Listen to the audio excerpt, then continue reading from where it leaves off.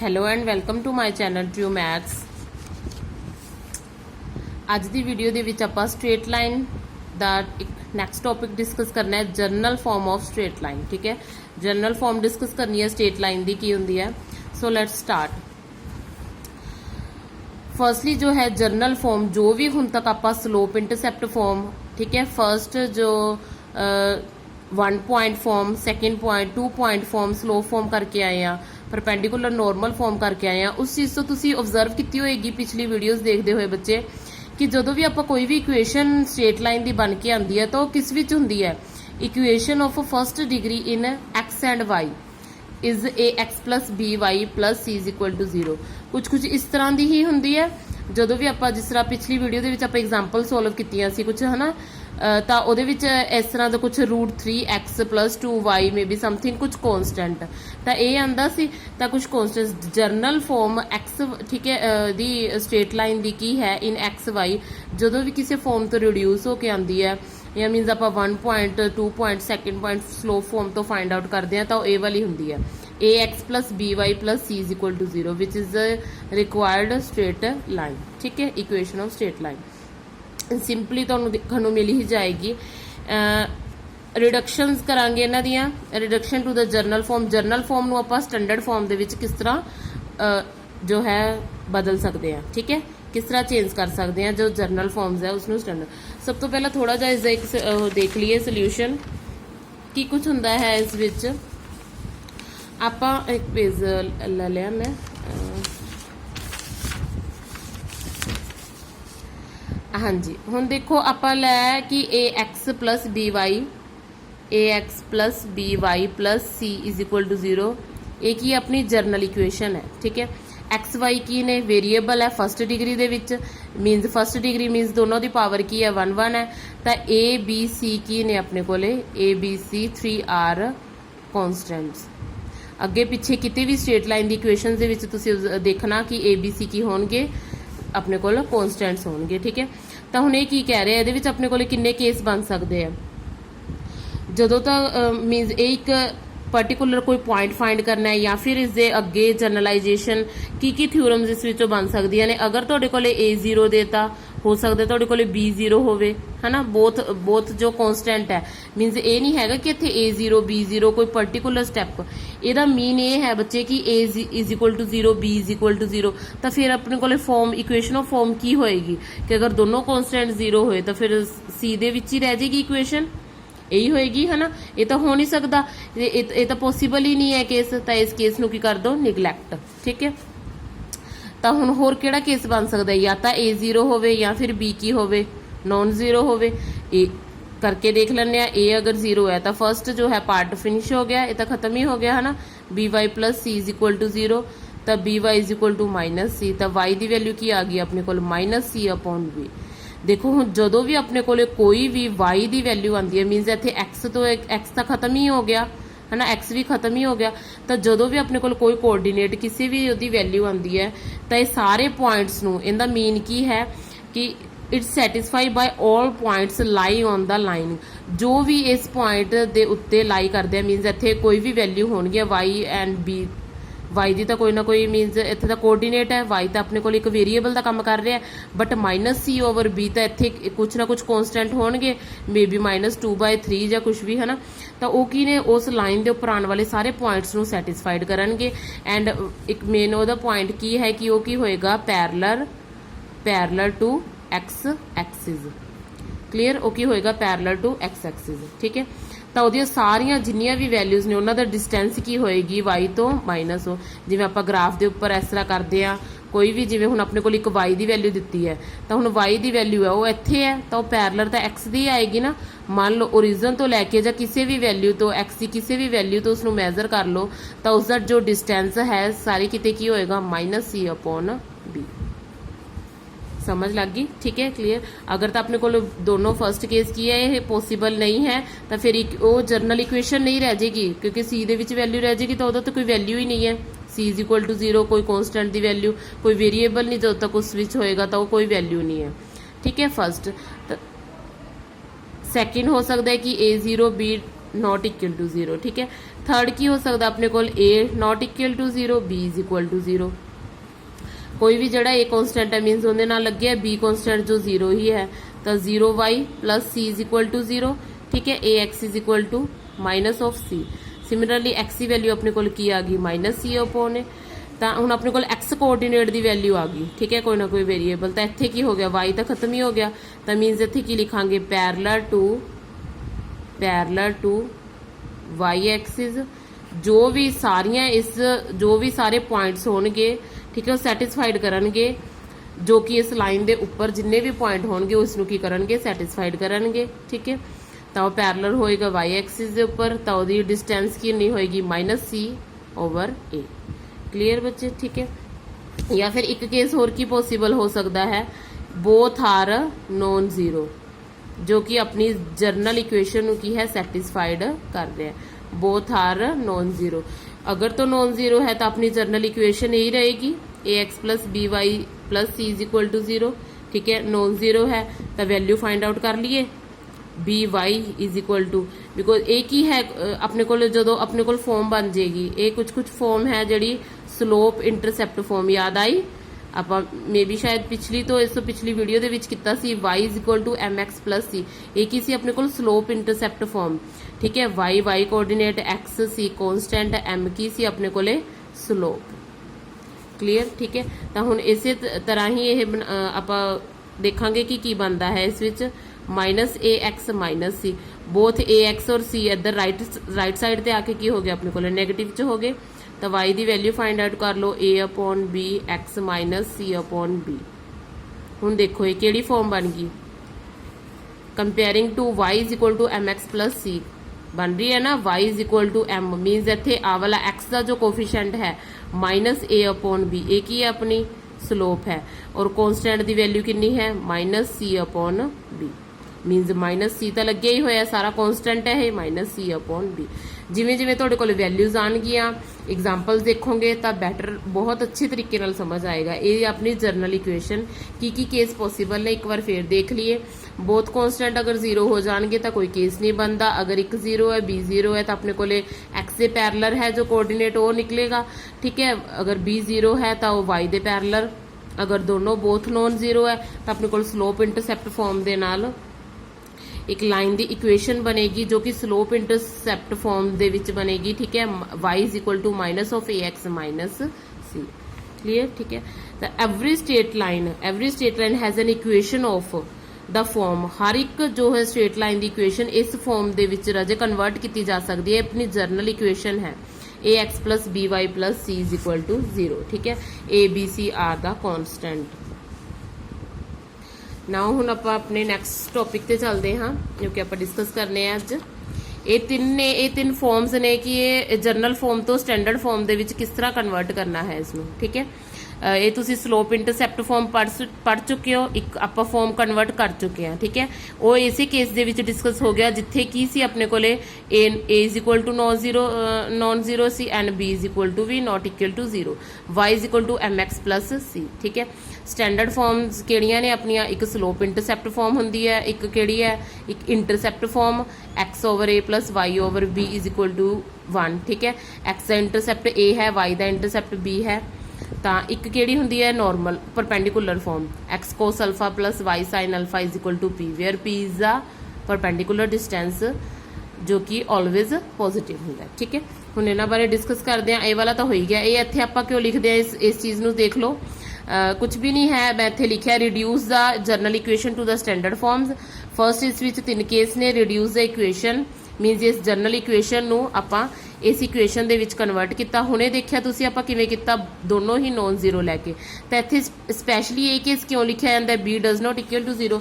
तुसीं देखिया ही है बच्चे, जदों भी जदों आप आ वाला केस लैता है, जदों भी किते फ्रिक्शनल वैल्यू दे विच मीनस डिवीजन दे विच कोई वैल्यू आ जाए, हुण इत्थे बी है, बी कोई कॉन्स्टेंट है, अगर वो कोई कॉन्स्टेंट अपने को डिवाइड दे विच आ रहा है, फ्रिक्शन च है, रैशनल नंबर च है, अगर वो ही 0 हो जाएगा तो फॉर्म अपने को की बन जाएगी इनफिनिटी बन जाएगी। तो इतने स्पैशली इस दे नाल इस करके लिखा जाता है b does not equal to 0, because अपन को पता होंगे कि अगे सोल्व करके की है इसने ओवर दे विच आना है, ठीक है। डिनोमीनेटर च बनना है, डिनोमीनेटर च बनने वाली कोई भी वैल्यू जी 0 नहीं होनी चाहिए। तो स्पैशली मैंशन किया जाता है उत्थे इस करके तो फर्स्ट फॉर्म ऑलरेडी डिस्कस हो चुकी है। Now reduce to second form to x over a. Intercept form देख लो बच्चे की है। इस तो एक अपने को रिजल्ट निकल के आंदा है। इस विच स्लोप इंटरसैप्ट फॉर्म फर्स्ट जो है आप डिस्कस की है। इधर साइड ते देख लो,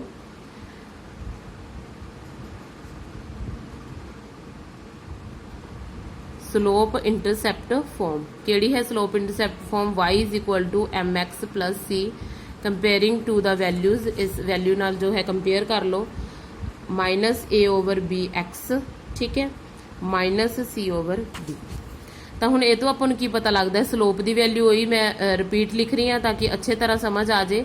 तो अगर अपने को एक स्टैंडर्ड फॉर्म दी है तो आप स्लोप फाइंड कर सकते हैं। मान लो तुहाडे कोले जर्नल फॉर्म देती, जर्नल फॉर्म केड़ी? वही वाली a x plus b y plus c. हुण अपने कोले इन्ना टाइम थोड़ी ना होएगा पेपर दे विच, है ना, जां एग्जाम च, जां आपां सोल्व करन लगे कि किसी नूं दस्सण लगे कि आपां सब तो पहला जर्नल फॉर्म नूं की है स्टैंडर्ड फॉर्म दे विच, स्टैंडर्ड मीनस स्लोप इंटरसैप्ट फॉर्म दे विच, तां आपां डायरैक्ट भी तां इहदे तो की है फाइंड कर सकदे आं। आपां नूं स्लोप मिल गई, स्लोप मिल गई तो एक फॉर्मूला मिल गया। तो फॉर्मूला की है? Minus of coefficient of x minus of a की है जर्नल फॉर्म दे विच एक्स का कोफिशिएंट है तो माइनस लगे अगे, minus coefficient of x over coefficient of y. Clear? ठीक है। जो भी किसी वेरीएबल दे नाल कॉन्स्टेंट मल्टीप्लाई लग्या हुंदा उसनूं आपां उसदा की बोलदे आ? कोफिशिएंट बोलदे आ। तो स्लोप अपने कोल की है? माइनस ए ओवर बी, तो ये की आ गया? Minus coefficient of x over coefficient of y. तो हुण कदे भी जर्नल फॉर्म दित्ती होवे तो उसको स्लोप फाइंड आउट करन दा फॉर्मूला ए है।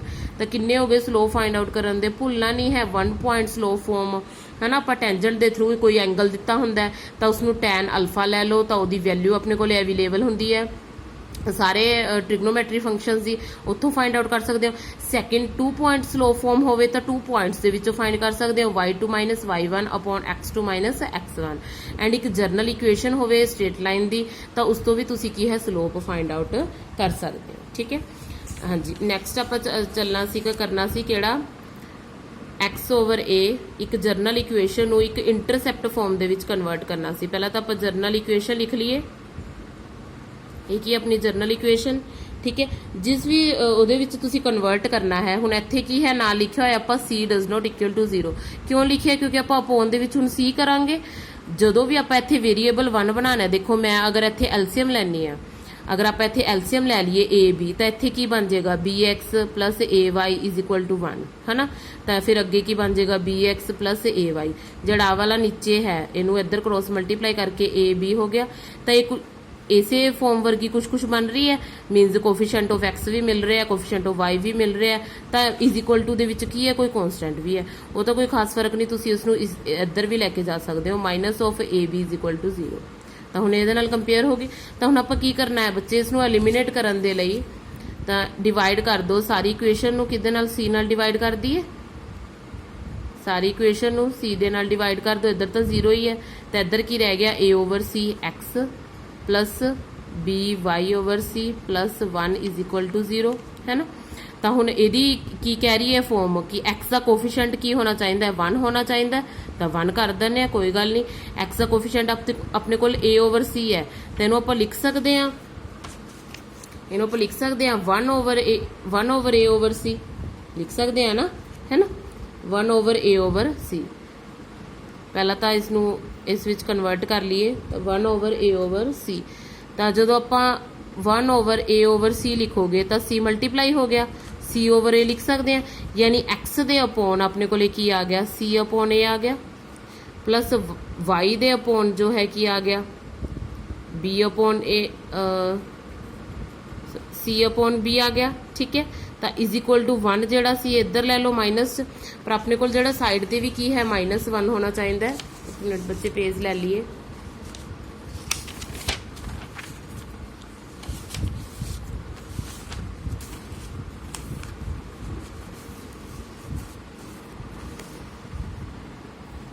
हाँ जी। कितने सीगे आपां? मीनस अपने को a x plus b y plus c is equal to 0 है। दोबारा देख लो तो इनू की किता है a x over c b y over c plus c over c is equal to 0। तो a x over c plus b y over c ਤਾਂ ਇਹਨੂੰ ਜਦੋਂ ਕੱਟਤਾ 1 ਆ ਗਿਆ ਤਾਂ ਇੱਧਰ ਲੈ ਕੇ, ਠੀਕ ਹੈ, ਰਾਈਟ ਸਾਈਡ 'ਚ ਜਾ ਕੇ -1 ਹੋ ਗਿਆ। ਹੁਣ ਆਪਣੇ ਕੋਲ ਇੱਥੇ -1 ਹੈ, -1 ਅਗਰ ਆਪਾਂ ਇੱਥੇ ਲਗਾ ਦਈਏ ਤਾਂ ਇੱਥੇ +1 ਆ ਜਾਏਗਾ। ਹੋਲ ਇਕੁਏਸ਼ਨ ਨੂੰ ਕੀ ਹੈ, -1 ਨਾਲ ਮਲਟੀਪਲਾਈ ਕਰ ਦੋ, ਇਹ ਪੋਜ਼ਿਟਿਵ ਹੋ ਗਿਆ। ਠੀਕ ਹੈ, ਤਾਂ ਹੁਣ ਇਸ ਨੂੰ ਕੀ ਹੈ ਆਪਾਂ ਓਵਰ ਦੇ ਵਿੱਚ ਲਿਖਣਾ, ਲਿਖ ਸਕਦੇ ਹਾਂ ਇੱਥੇ +y/c/b -1। ਠੀਕ ਹੈ, ਆਪਣੇ ਕੋਲ ਇੰਟਰਸੈਪਟ ਆ ਚੁੱਕੇ ਨੇ। ਕਿਹੜੇ ਕਿਹੜੇ ਇੰਟਰਸੈਪਟ ਆ ਗਏ ਨੇ? ਹੁਣ ਇੱਥੇ x ਦਾ ਇੰਟਰਸੈਪਟ ਕੀ ਹੈ, -c/a, y ਦਾ ਇੰਟਰਸੈਪਟ ਕੀ ਹੈ, c/b, -c/b। ਕਲੀਅਰ? ਠੀਕ ਹੈ, ਇਹ ਆ ਗਈ ਆਪਣੀ ਇੰਟਰਸੈਪਟ ਫਾਰਮ। समझ लग गई? ठीक है, नैक्सट आप डिस्कस करनी है थर्ड। एक ही है अपने को form of x cos alpha plus y cos alpha.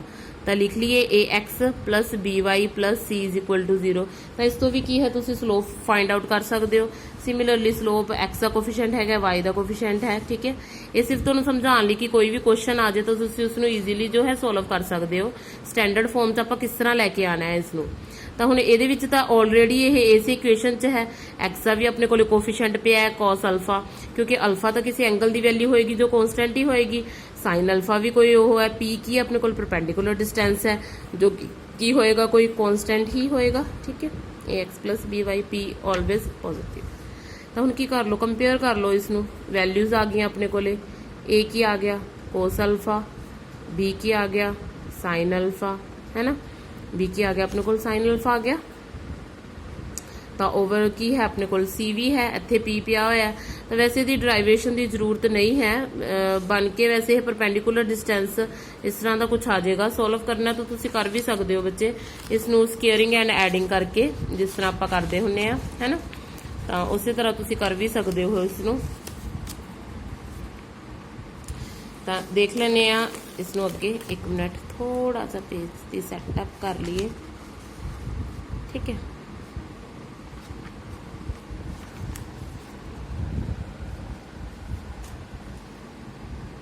हाँ जी, तो की लिखना है हुण आपां ए ओवर। तो हुण जदों भी आपां कंपेयर करते हैं तो दोनों ही की ने ये प्रपोर्शनस है।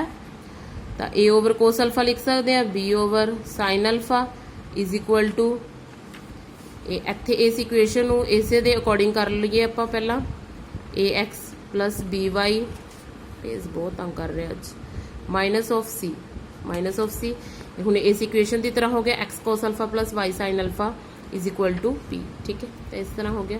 तो अपने को इत्थे की है, आप ऊपर बी वाला लेता है तो -c अपॉन की आ जाएगा अपने को पी।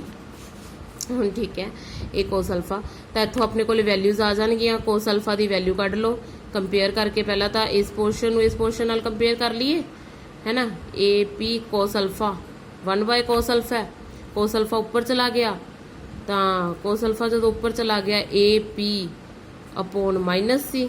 ठीक है, या फिर आप उल्ट की करांगे, -c नीचे आ जाएगा, 1/cos अल्फा की वैल्यू है ये, तो cos अल्फा की की आ जाएगी -c upon A P, sine alpha की की आ जाएगी -c upon B P.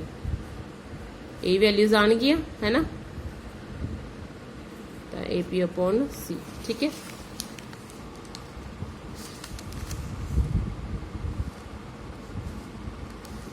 -AP 1/1 इत्थे दोनों जगह की है 1/ लगा लो। ए cos अल्फा की वैल्यू है, साइन अल्फा की आ गई अपने को AP अपॉन -B। ठीक है, BP upon -C, BP upon -C। Squaring adding कर दो दोनों side, cos square alpha plus sine square alpha. तो की कह रहे हैं इधर AP दा होल स्केयर, जो आप इसकी स्केयरिंग की तो पॉजिटिव ही हो गया, तो ये भी पॉजिटिव ही हो जाएगा। BP दा whole square over C square. ठीक है, दोनों साइड स्केयरिंग करती है आप, तो की मिले आपा नूं इत्थों ए स्केयर प्लस बी स्केयर। एक ही हो जाएगा बच्चे 1, आइडेंटिटी होंगी अपने को। ठीक है, इसनों तुसी कर लो AP square over C square, C square common आ जाएगा, a p square plus b p square. तो अपने को अगे सॉल्व करके ही इसदियां वैल्यूज आ जाएगियां। अगे सॉल्व करके इसदियां वैल्यूज मीनस अपने को कोस अल्फा की आ जाएगा माइनस ए अपॉन सिर्फ इन्ना ही याद रखो एंड साइन अल्फा की आ जाएगा अपने को माइनस बी अपॉन ए। देखो आ वाला जो परपेंडिकुलर डिस्टेंस है ये तो नैगेटिव नहीं हो सकता, तो आप इन्हों ही नैगेटिव करांगे तो अपने को दो केस आ गए, या तो फिर सी पॉजिटिव होएगा इत्थे कॉन्स्टेंट है ना, या तो दोनों टाइम्स की होंगे नैगेटिव या फिर दोनों टाइम्स की होंगे पॉजिटिव होंगे, क्योंकि पी तो परपेंडिकुलर डिस्टेंस है वो तो अपने को हो नहीं सकती, वो तो अपने को पॉजिटिव ही रहेगी है ना। तो a square plus b square p square की वैल्यू फाइंड आउट कर रहे हैं, इसमें सॉल्व कर लेना। पी स्केयर कॉमन हो जाएगा, सी स्केयर कॉमन हो जाएगा, ए स्केयर प्लस बी स्केयर, तो उस बाद कोस अल्फा की वैल्यू फाइंड आउट कर ली। ठीक है, तो अपने को ए वाले रिजल्ट्स आ गए, जो सी नैगेटिव है उदो दोनों है एक ही आ गई अपनी, उस बाद वैल्यूज पुट कर देना, एक ही आ गई अपनी स्टैंडर्ड फॉर्म ऑफ इक्वेशन। ठीक है, होप सो तुहानू अज की वीडियो पसंद आई होएगी, तो अपने फ्रेंड्स नाल शेयर कर दिया करो बच्चे। तो एक बार आप कॉन्सैप्ट बेस्ड ही कर रहे हैं सारा। ठीक है, बिल्कुल स्टार्टिंग तो ही मैं कुछ बच्चों को, ठीक है, मैं अगे भी वीडियो के विच बोलिया है कि आंदे ही होंगे सारे बहुत बच्चों को कॉन्सैप्ट्स, बट कई ये होंगे ने कि डिटेल विच समझना चाहते हैं, तो उन्होंने वास्ते काफ़ी बेनीफिशियल ने। तो वीडियोज़ ज़्यादा तो ज़्यादा शेयर कराया करो। ठीक है, एंड लाइक भी जरूर कराया करो। सो मिलते हैं नैक्सट वीडियो इस दियां कुछ एग्जाम्पल्स लैके। Till then watching true maths channel. ठीक है, सबसक्राइब करो वध तो वध। Thank you.